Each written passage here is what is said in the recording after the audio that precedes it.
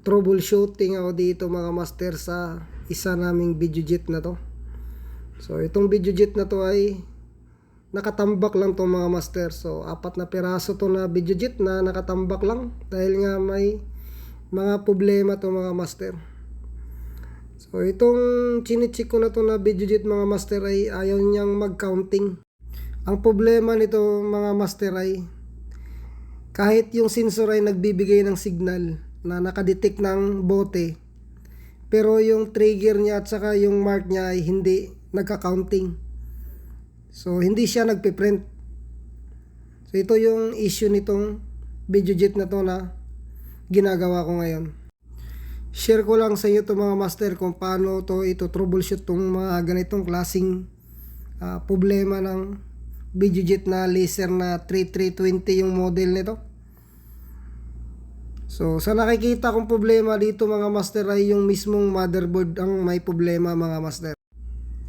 Ang nangyari dito, hindi pa nagbibigay ng signal yung sensor, pero yung indicator light niya ng output ng sensor ay umiilaw na siya. Kumbaga nagtitrigger siya lagi mga master. So ito pala yung handle niya. So kung makikita nyo, naka 0-0 lang siya. So yung trigger niya at saka mark ay pareho, 0-0. So dapat yan master, pag nakaka-detect ng bote yan, magka-counting ng 1-1 yan dapat.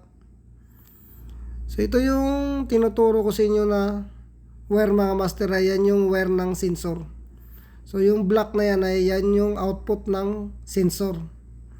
So kung makikita nyo yung indicator light niya sa baba, yung tinuturo ko na yan, ay nakailaw siya lagi mga master. So yung normal operation nito ay magkakaroon lang ng indicator light yan pag yung sensor ay nagbibigay ng signal, pag nakadetect ng bote. Pero ngayon master ay wala siyang bote na nadidetect, pero yung signal na to ay meron siyang indicator light. So kahit tatanggalin ko tong supply ng sensor, so nakailaw pa rin siya mga master. Ang nangyari dito mga master ay shorted to. So yung papalitan ko dito ay yung board na to mga master. So board ang problema nito. So ito pala yung lumang board. Tapos ito naman yung pinalit ko na galing sa store. So kung mapansin nyo master, yung tinuturo ko na yan ay hindi siya umiilaw yung indicator light niya. Dahil nga wala pang signal yung sensor.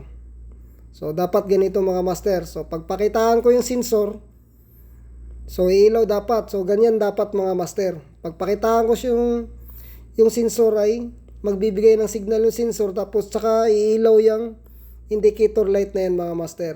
Tapos itong indicator light na to na white na to mga master, pag nagbibigay ng signal yung sensor, magbiblink to mga master. So yan ang tatandaan nyo pag nag-troubleshoot kayo, kung paano nyo malalaman na yung sensor ay nagbibigay ng signal.